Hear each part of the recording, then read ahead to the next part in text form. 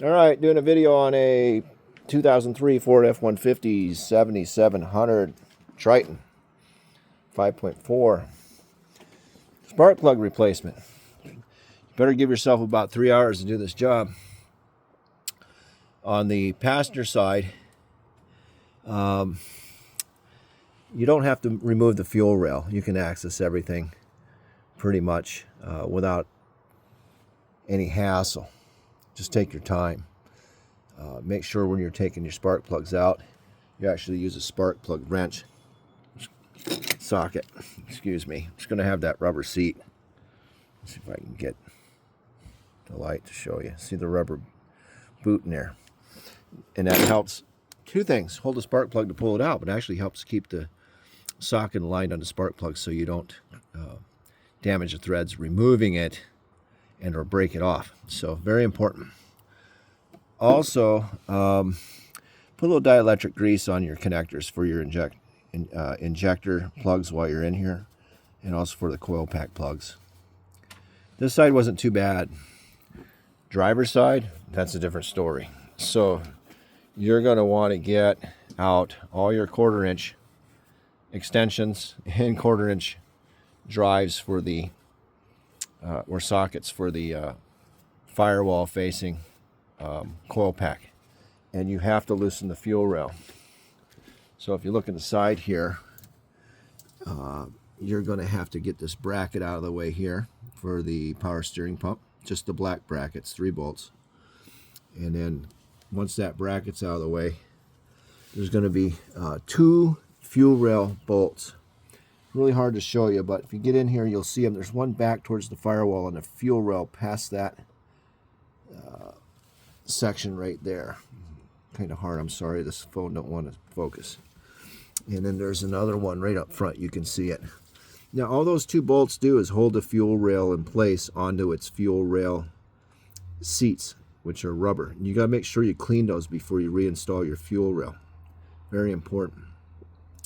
The hardest plugs to do on this are the 2 facing closest to the firewall, and that's where you're going to need your 1/4 inch to get in between the fuel rail assembly down on the bolt that holds the coil pack in place. You'll know when you get there on the closest spark plug to the firewall, and then on the second to the closest spark plug to the firewall, which we're looking at, the coil pack is right there. See it there. That one you're going to want to use a 1/4 inch too, with a couple extensions. And other than that, not too difficult. Make sure you clean your threads.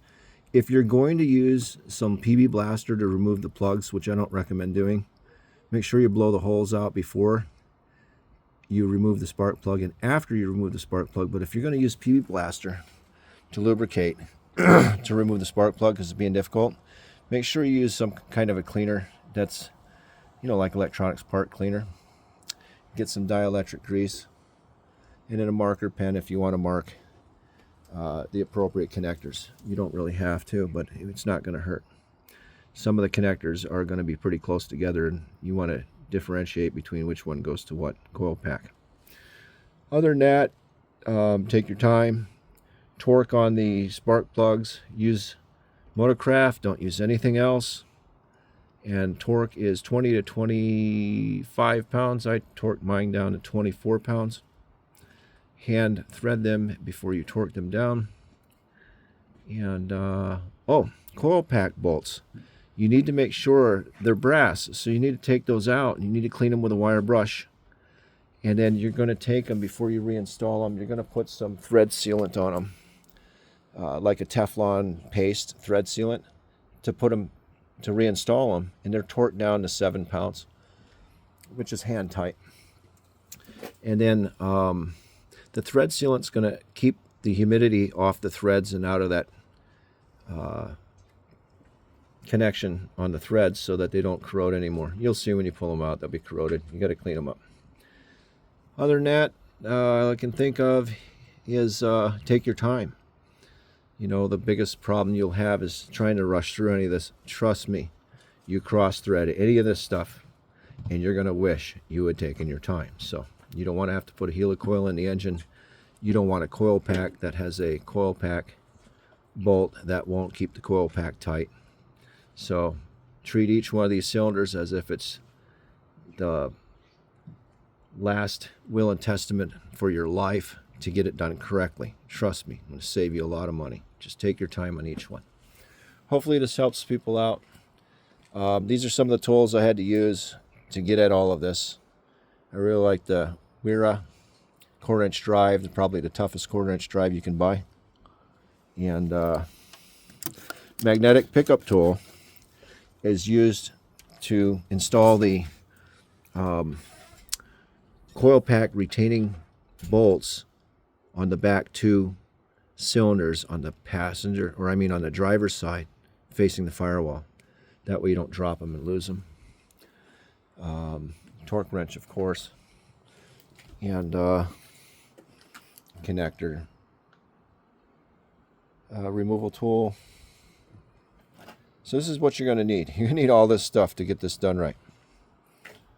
So if you got any questions, let me know. This is probably the biggest PITA I've ever done in a spark plug change next to a Mercedes-Benz.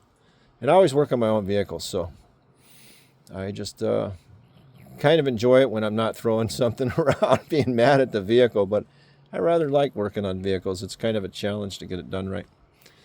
And I trust myself better than most mechanics.